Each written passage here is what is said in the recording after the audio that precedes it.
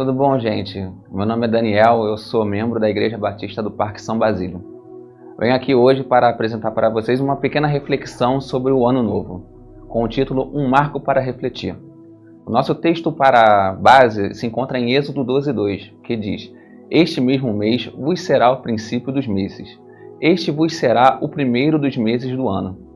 Bom, a transição de um ano novo comumente é marcada por uma reflexão que abarca uma retrospectiva do ano que se passou e a projeção do ano que virá.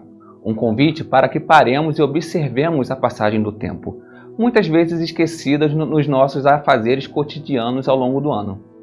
Para isso, selecionamos um momento, alguns instantes que destacamos dos eventos do ano que se passou e do ano que viveremos. Esse momento de reflexão, para a maioria de nós, está dentro de uma pequena porção de dias ou até mesmo horas do fim de 2024, ou até mesmo do início de 2025. Essa porção representa uma pequena porcentagem de um ano, e por sua extensão diminuta, podemos destacá-la e vê-la à parte, entre dois diferentes momentos, passado e futuro, em que essa porção os situa. No versículo da nossa reflexão, o povo hebreu estava nessa situação, escravizados há 430 anos nas terras do Egito. Estavam se preparando para sua libertação no dia de Páscoa, situando-se nesse limbo onde eles podiam situar o tempo de sua servidão no passado e a expectativa de tempos melhores no futuro. Nesse período limiar, Deus estabelece esse momento como um marco, como lembrança daquilo que passou e momento para alinhar o presente ao futuro que Deus deseja aos seus filhos. Essa postura vai de encontro à crítica que ouvimos muitas vezes que o Ano Novo é apenas um marco artificial, um dia como outro qualquer que pensamos ter importância porque toda uma estrutura social se organizou para pensarmos assim. De fato, a forma que organizamos o nosso calendário não é a única forma possível de determinar um período, e a transição de um ano a outro não possui nenhum valor mágico ou espiritual que fará as nossas vidas mudarem por causa da mudança de um ciclo. Contudo, não podemos negar a importância de um exame do nosso tempo. Como nos diz o salmista, ensina-nos a contar os nossos dias, de tal maneira que alcancemos corações sábios. Salmo 90:12. É claro que essa reflexão pode ser feita em qualquer época do ano, mas se temos um período que nos estimule e proporcione uma reflexão do nosso passado, como é o período de Ano Novo, não é ocioso ou desperdício do tempo do cristão que faz bom uso desse momento. Faz parte de diversos textos da Bíblia a demarcação de um momento para que ele seja lembrado, refletido e celebrado. Porém, no caso da saída do povo hebreu do jugo do faraó, não só o momento da Páscoa é um marco, mas também o período que antecedeu a sua libertação. E aconteceu que, passados os 430 anos, naquele mesmo dia, todos os exércitos do Senhor saíram da terra do Egito. Êxodo 12:41. Vemos que a condição passada do povo hebreu não é algo para ser esquecido na nova fase de suas vidas. Tanto que Deus, em outros momentos, diz para o povo lembrar que foi escravo no Egito e que não deve maltratar aqueles que estão em posição de vulnerabilidade. Da mesma forma, precisamos olhar o nosso passado como um marco e como parte que define quem nós somos. Ter em conta o nosso passado não significa regressar a ele, tê-lo como modelo ou realizar um esforço para tentar reconstruí-lo. Esse equívoco foi um dos erros do povo hebreu, que durante a sua caminhada rumo à Terra Prometida, sentiu saudade da sua vida quando estava sob o jugo de Faraó. Antes, o passado só aparece à nossa consciência no hoje que o pensa. É o sujeito que no seu estado presente olha o seu passado como condição de ser, aprendizado e mudança. Os 430 anos aparecem em função da condição presente do povo hebreu em sua saída do Egito e é rememorada por Deus posteriormente para que o povo não perdesse de vista a humildade e a solidariedade que a rememoração da sua condição pode trazer. É natural para o ser humano que determinadas partes do seu passado sejam incômodas para ele, seja pela saudade de uma condição que se perdeu ou pela dor de algo que ele não gostaria que acontecesse. Porém, é necessário superar esse incômodo, de tal maneira que não procuremos apagar o passado por um esquecimento forçado ou por tentar reproduzi-lo. Mas como trazer à memória essas experiências que machucam por diferentes motivos sem que incorramos no erro de tentar revivê-los ou eliminá-los? Para isso, é preciso ter em vista um outro aspecto do tempo, o futuro. O futuro é onde projetamos a ação da nossa vontade. É em função dele que projetamos as nossas metas e a expectativa de concretizar nossos objetivos.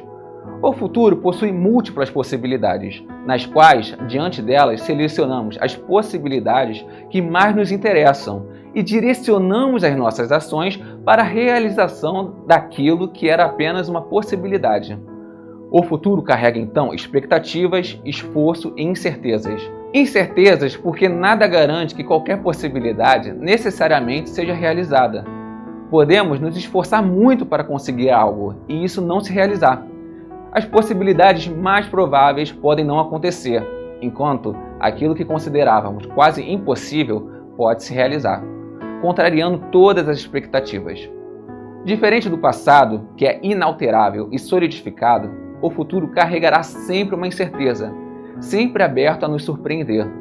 É por essa condição que muitos de nós podemos ter medo daquilo que virá, porque nada garante que a nossa vontade seja realizada, por ser a vontade lançada em uma realidade que independe de nós, entrando em conflito com ações de terceiros e com diversos fatores que deixam o processo mais oneroso do que poderíamos imaginar.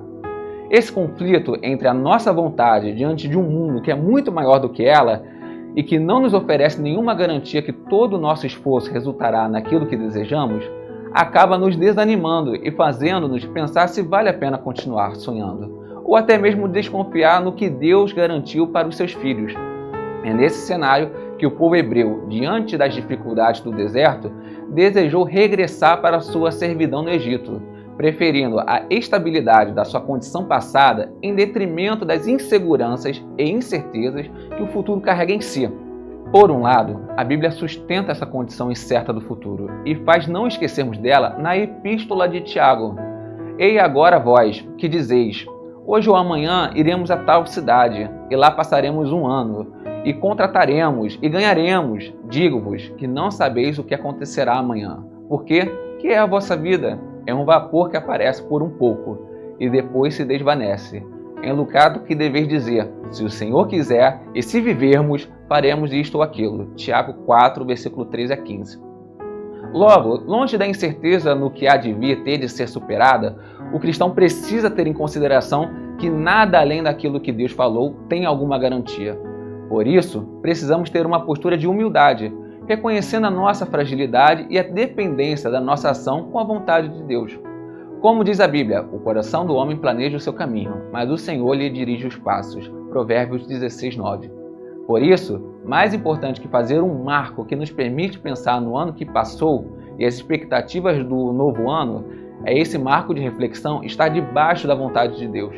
O tempo passar para nós e ainda permanecermos significa que nós não podemos nos confundir com nossos familiares, amigos, condição social, financeira ou de saúde. Tudo isso passa, fica no passado, mas nós permanecemos, porque, por mais que possamos amar alguém ou gostar de desfrutar de algo, no final vemos que nós vivemos sem tudo, menos sem Deus. Deus que nos liberta da condição do nosso passado e quer nos levar para o futuro que Ele desejou para nós. Porém, vemos na história do povo hebreu que a sua ação em nossas vidas tem em vista mais do que a melhora das nossas condições físicas ou financeiras, mas a mudança da condição da nossa alma, de quem nós realmente somos. Por isso, mesmo Deus libertando os hebreus de sua servidão, a geração de adultos que saiu do cativeiro não possuiu a terra prometida, com exceção de Josué e Calebe. Sabemos como a primeira Páscoa dos hebreus representa o ministério de Jesus em nossas vidas. É por meio de Jesus que temos paz com Deus. E é a partir do seu amor que podemos ressignificar o nosso passado em função da nossa relação com Deus, que sustenta o nosso ser e permite que concretizemos os passos que deseja para nós. É essa relação que possibilita confiarmos, que faz com que não desistamos diante das dificuldades de realizar nossa vontade, quando ela, mais do que estar unida à vontade de Deus, se torna querer realizar a vontade de Deus. Nessas condições, tenhamos coragem, não desistamos diante das dificuldades, esperando que a simples passagem do tempo possa mudar o nosso cenário, mas cultivemos a força que nos leva a lutar, mesmo diante de qualquer expectativa negativa, que nos impele a ação em tornar o futuro possível em realidade. Toda essa reflexão nós fazemos no agora, relembrando o passado e desejando o futuro. Então, que esse período que fazemos para meditar em nossas vidas seja um marco para cada um.